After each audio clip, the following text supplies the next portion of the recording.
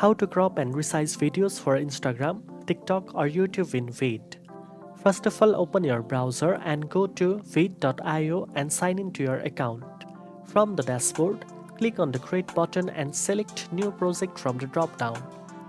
Upload your video by clicking Upload File or dragging and dropping it into the editor. Once the video appears on the timeline, click on the Settings option in the left-hand menu.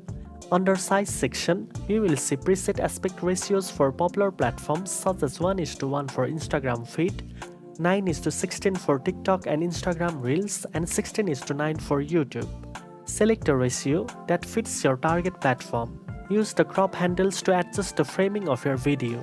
You can zoom in, reposition or remove unwanted areas to focus on the most important part of your content. VEED also allows you to resize and scale the video without losing quality. Preview your video to ensure everything fits perfectly within the chosen aspect ratio. Once satisfied, export your video ready to upload to Instagram, TikTok, YouTube or any other social media platform. Now you know how to crop and resize videos for Instagram, TikTok or YouTube in VEED. If you found this video helpful, don't forget to like, share and subscribe for more editing tips.